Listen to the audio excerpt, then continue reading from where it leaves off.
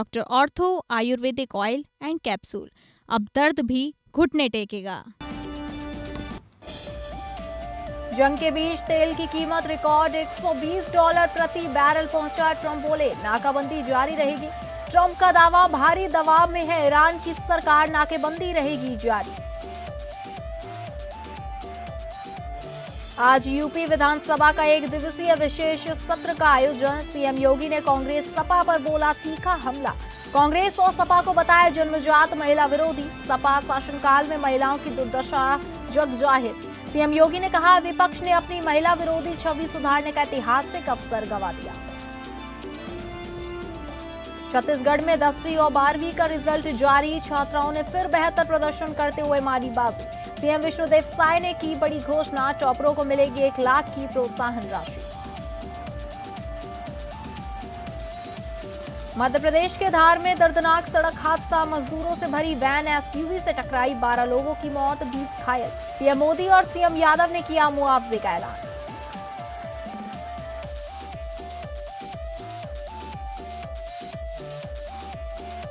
नमस्कार, आप सभी का स्वागत है और मैं हूं आपके साथ अंकिता सिंह। बुलेटिन की शुरुआत करेंगे जहां पश्चिम एशिया में छिड़ी जंग के बीच ट्रंप व रूस के राष्ट्रपति पुतिन ने फोन कॉल पर 90 मिनट बातचीत की है। दोनों नेताओं ने ईरान और यूक्रेन युद्ध पर चर्चा की। ट्रंप ने इस बातचीत को अच्छा बताया और कहा कि उन्होंने पुतिन से थोड़ा सा सीज फायर करने का सुझाव दिया। उनका कहना था कि पुतिन को वे लंबे समय से जानते हैं, वे इस पर राजी हो सकते हैं। पत्रकारों से बात करते हुए ट्रंप ने बताया कि पुतिन ने ईरान के समृद्ध यूरेनियम के मुद्दे पर मदद की पेशकश की। यह मुद्दा इस समय चल रहे ईरान युद्ध को खत्म करने में एक बड़ी बाधा माना जा रहा है। हालांकि ट्रंप ने साफ कहा कि वे चाहते हैं कि पुतिन ज्यादा ध्यान यूक्रेन युद्ध को खत्म कराने पर दे। उधर दूसरी तरफ मिडिल ईस्ट में जंग के बीच कच्चे तेल की कीमत $120 प्रति बैरल को छू गई है। यह 4 साल में सबसे ज्यादा है। वहीं तेल की कीमतें बढ़ने को लेकर ईरानी संसद के अध्यक्ष मोहम्मद बागेर गालिबाफ ने तंज कसते हुए कहा कि अगला पड़ाव $140 होने जा रहा है। उन्होंने कहा कि ट्रंप को उनके लोग बेकार सलाह दे रहे हैं। डोनाल्ड ट्रंप ने हॉर्मुज जल डमरू मध्य का नाम बदलकर जल डमरू मध्य कर दिया है। ट्रंप ने ट्रुथ सोशल पर साझा एक पोस्ट को रिपोस्ट किया जिसमें हॉर्मुज की तस्वीर को ट्रंप जल डमरू मध्य दिखाया गया है। ट्रंप ने दावा किया कि हॉर्मुज नाकाबंदी से ईरान पर भारी दबाव पड़ रहा है और वे जल्द से जल्द समझौता करना चाहते हैं। Iran, I talked about a few different subjects, mostly about Ukraine, and we had a very good conversation. I think we're going to come up with a solution relatively quickly, I hope. What does he want? I think he'd like to see a solution, I can tell you, and that's good. What involvement does he want to have in the Iran situation? He told me he'd like to be involved with the enrichment if he can help us get it. I said I'd much rather have you be involved with ending the war with Ukraine. To me, that would be more important because we're gonna have that. Look, we're not going to let Iran have a nuclear weapon, and we've knocked out their navy, we've knocked out their air force, we've knocked out their anti-aircraft, everything, apparatus, everything they have, their radar. They have very little left, and they have some missiles, a small percentage. They have a small percentage of missile-making facilities. We knocked out about 80% of them. The rest could come very quickly if we don't make a deal. They're not going to have a nuclear weapon. They know it. Exit poll के आंकड़ों ने पश्चिम बंगाल और तमिलनाडु की सियासत में हलचल मचा दी है। टीएमसी ने बंगाल में बीजेपी को बढ़त दिखाने वाले एग्जिट पोल के अनुमानों को सिरे से खारिज कर दिया।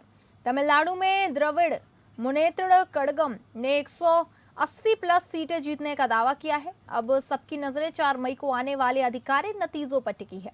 पश्चिम बंगाल, तमिलनाडु, केरला, असम और पुडुचेरी विधानसभा चुनाव के एग्जिट पोल के नतीजे आ चुके हैं। पश्चिम बंगाल और तमिलनाडु विधानसभा चुनाव के एग्जिट पोल को लेकर सियासी बयानबाजी तेज हो गई है। टीएमसी ने नेताओं ने उन एग्जिट पोल्स को खारिज कर दिया है जिनमें बीजेपी को बढ़त दिखाई गई है।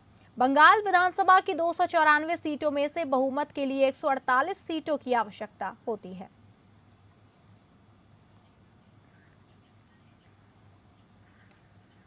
मुख्यमंत्री योगी आदित्यनाथ ने गुरुवार को विधानसभा के एक दिवसीय विशेष सत्र में कांग्रेस, समाजवादी पार्टी और इंडी गठबंधन पर तीखा हमला बोला।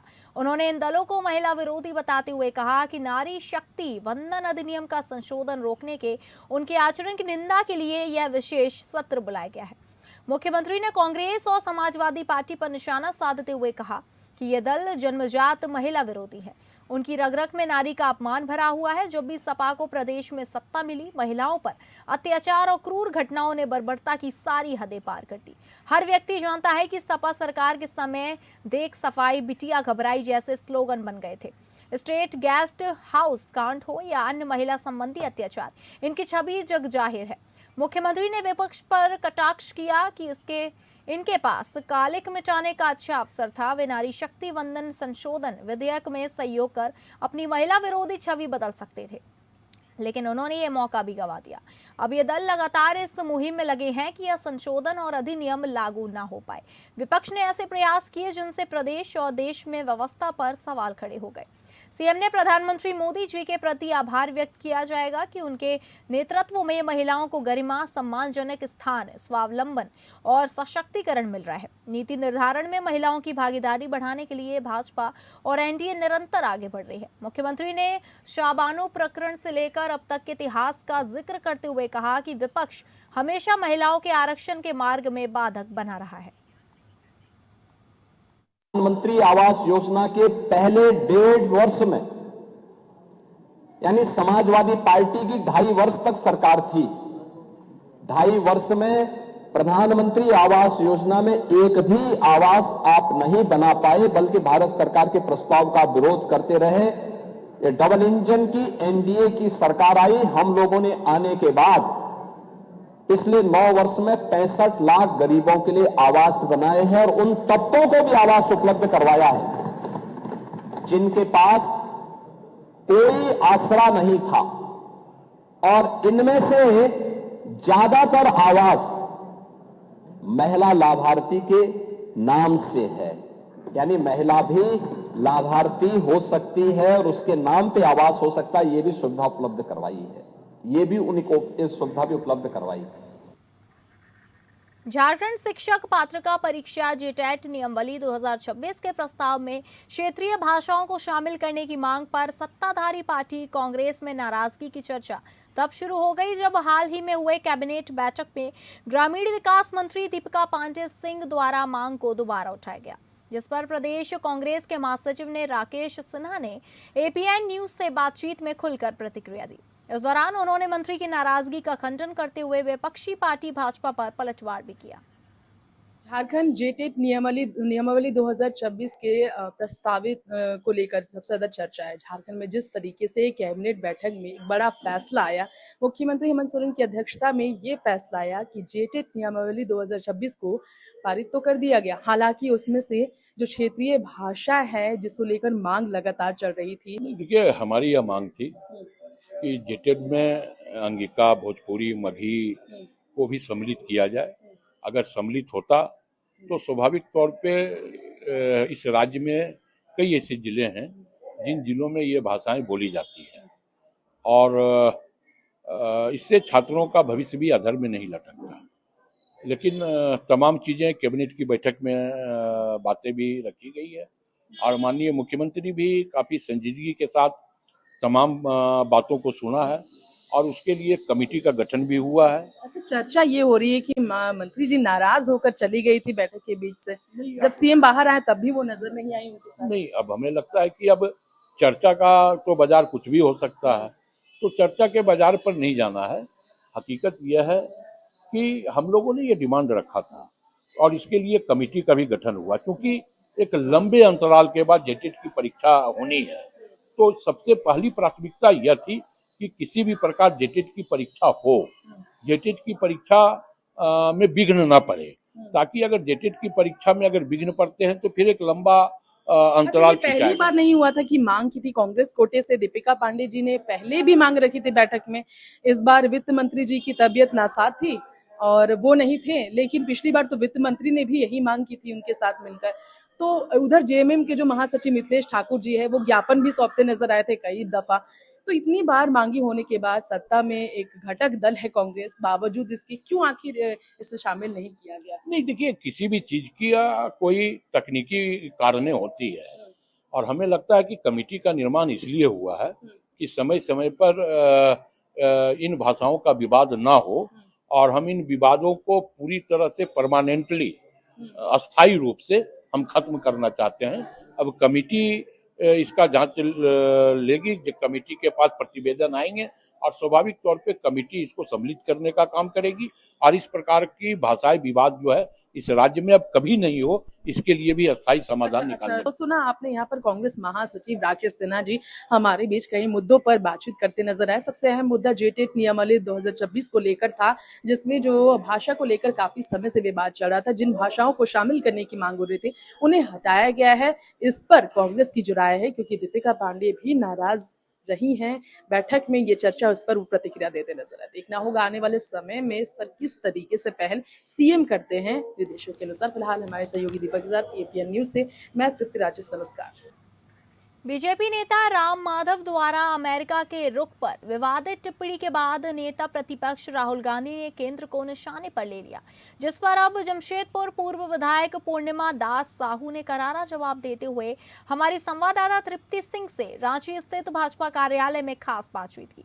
इस दौरान उन्होंने राम माधव के बयान पर नाराजगी जताने के साथ साथ राज्य में झामुमो के साथ सांठगांठ की चर्चा पर भी अपनी प्रतिक्रिया व्यक्त की है। अमेरिका के वॉशिंगटन डीसी में जिस तरीके से हाल ही में भाजपा नेता राम माधव की तरफ से एक विवादित बयान आया, उस बयान में उन्होंने कहा खुलकर, जो काफी ज्यादा चर्चा का विषय बना, उनका बयान ये था कि अमेरिका को खुश करने के लिए भारत ने ईरान से तेल लेना तक बंद। इसी कड़ी में बात करने के लिए हमारे बीच इस वक्त जमशेदपुर पूर्वी की विधायक, भाजपा विधायक पूर्णिमा दास साहू जी। सबसे पहले एपीएन में उनका स्वागत करेंगे और इस पर उनकी प्रतिक्रिया। देखिए, कोई भी व्यक्ति हो, कोई भी दल हो, अगर देश के, राष्ट्र के विरोध में कुछ बातें करता है, बयान देता है, तो उन पर कार्रवाई होनी चाहिए।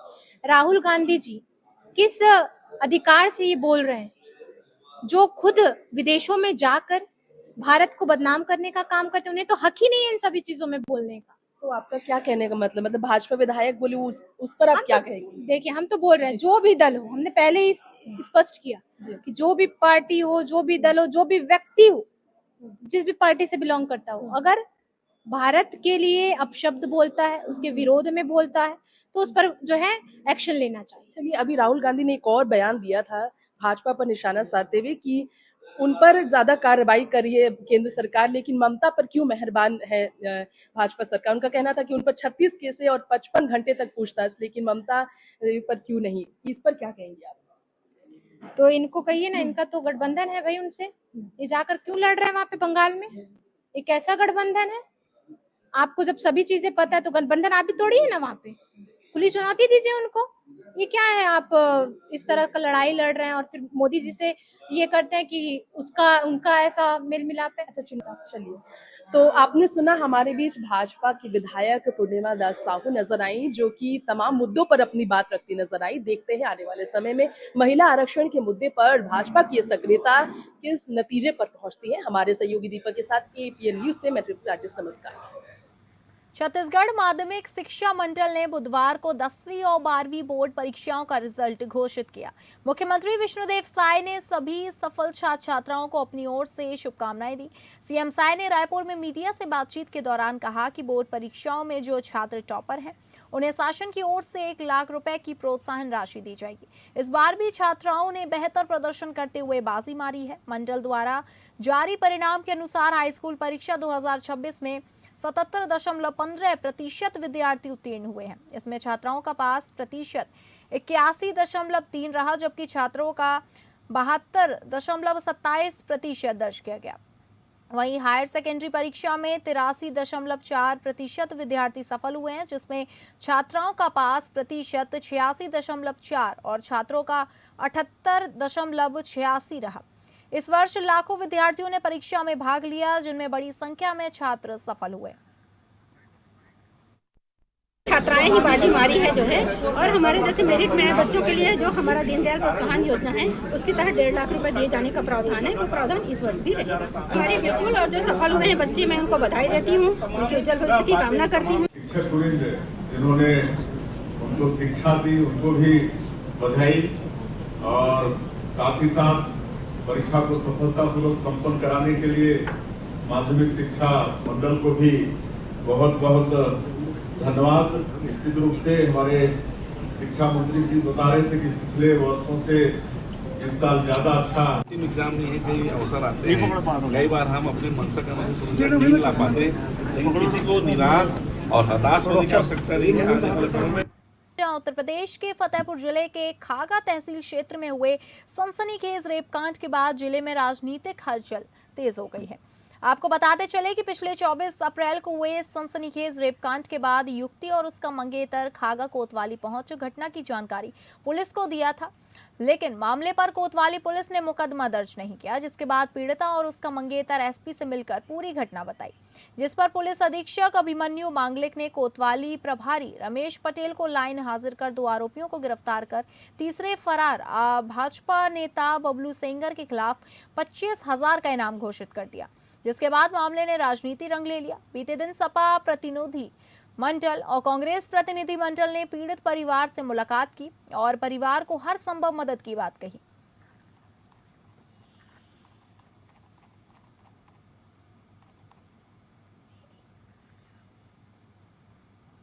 झारखंड के पश्चिमी सिंहभूम जिले के कोल्हान वन क्षेत्र में सुरक्षा बलों और नक्सलियों के बीच मुठभेड़ हुई। पश्चिमी सिंहभूम के एसपी अमित रेणु ने बताया कि यह मुठभेड़ गोइलकेरा और टोंटो थाना क्षेत्रों की सीमा पर जंगल में चल रहे सर्च ऑपरेशन के दौरान शुरू हुई। यह अभियान जिला पुलिस और सीआरपीएफ की संयुक्त टीम द्वारा नक्सलियों के खिलाफ चलाया जा रहा था। उन्होंने कहा कि गोइलकेरा और टोंटो थाना क्षेत्र की सीमा पर स्थित बोरोई के पास रुक रुक कर फायरिंग हो रही है। फिलहाल ये स्पष्ट नहीं है कि मुठभेड़ में नक्सलियों का कौन सा गुट शामिल है। पुलिस सूत्रों के अनुसार इस साल की शुरुआत में कई शीर्ष नक्सली नेताओं के मुठभेड़ों में मारे जाने के बाद अब क्षेत्र में केवल सीपीआई के पोलित ब्यूरो सदस्य मिस्र बेसरा ही अपने दस्ते के साथ सक्रिय है, जिस पर 1 करोड़ का रुपए का इनाम घोषित है। एसपी अमित रेणु ने कहा कि क्षेत्र से नक्सलियों का पूरी तरह सफाया होने तक सुरक्षा बलों का अभियान लगातार जारी रहेगा। छत्तीसगढ़ में अवैध खनन पर लगाम कसने के लिए अब तकनीक का सहारा लिया जा रहा है। मुख्यमंत्री विष्णुदेव साय के नेतृत्व में राज्य सरकार ने खनन क्षेत्रों में ड्रोन निगरानी की शुरुआत की है, जिससे खनिज संसाधनों की सुरक्षा और राजस्व संरक्षण को मजबूती मिल रही है। राज्य सरकार की इस पहल के तहत अब खनन क्षेत्रों में ड्रोन के जरिए रियल टाइम निगरानी की जा रही है, जिससे अवैध उत्खनन और परिवहन पर तुरंत कार्रवाई संभव हो रही है। ड्रोन तकनीक के उपयोग से अब दुर्गम और बड़े क्षेत्रों पर भी नजर रखना आसान हो गया है। करीब 5 किलोमीटर की रेंज और 120 मीटर की ऊंचाई से निगरानी करने वाले ये ड्रोन अवैध गतिविधियों की सटीक पहचान करने में सक्षम है। खनिज विभाग के अनुसार इन ड्रोन में high resolution camera, night vision और एआई आधारित सिस्टम लगाए गए हैं, जिससे दिन और रात दोनों समय प्रभावी निगरानी की जा रही है। इसी कड़ी में 29 अप्रैल 2026 को जिला कांकेर के तहकापार रेत खदान क्षेत्र में ड्रोन के जरिए सघन निगरानी और छापामार कार्रवाई की गई। सरकार की यह पहल साफ संकेत देती है कि अवैध खनन के खिलाफ जीरो टॉलरेंस नीति के तहत सख्त कार्रवाई जारी रहेगी, जिससे खनिज संसाधनों का संरक्षण और पारदर्शी राजस्व व्यवस्था सुनिश्चित किया जा सके।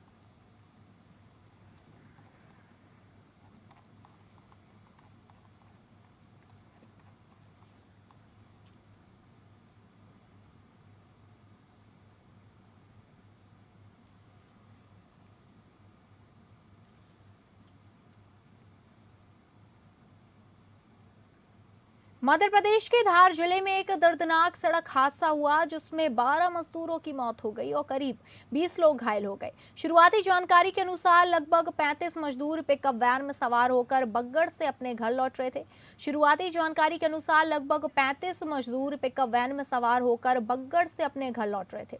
तभी चकलिया चौराहे के पास ड्राइवर ने वाहन पर कंट्रोल खो दिया। इसके बाद पिकअप वैन पलट गई और सामने से आ रही एक एसयूवी से टकरा गई। धार जिले के प्रभारी कलेक्टर ने बताया कि 12 लोगों की मौके पर ही मौत हो गई, जबकि करीब 20 लोग घायल हुए हैं। गंभीर रूप से घायल व्यक्तियों को शुरुआती उपचार के बाद इंदौर रेफर कर दिया गया। फिलहाल तिरला पुलिस ने मामला दर्ज कर दुर्घटना की जांच शुरू कर दी है। वहीं हादसे के बाद चीख पुकार मच गई। पुलिस और स्थानीय लोगों ने मिलकर घायलों को बाहर निकाला। गंभीर रूप से घायल 10 लोगों को तुरंत इंदौर के MY अस्पताल रेफर किया गया, जबकि 11 लोगों का इलाज धार के जिला अस्पताल में चल रहा है। वहीं प्रधानमंत्री ने एक्स पर पोस्ट कर कहा कि मध्य प्रदेश के धार में हुए हादसे में हुई जानमाल की हानि की खबर सुनकर मुझे गहरा दुख है। मध्य प्रदेश के मुख्यमंत्री मोहन यादव ने भी शोक व्यक्त किया। यादव ने बताया कि मृतकों के परिवारों को 4 लाख रुपए, गंभीर रूप से घायलों को 1 लाख रुपए और घायलों को 50,000 रुपए प्रति परिवार देने के निर्देश दिए गए हैं।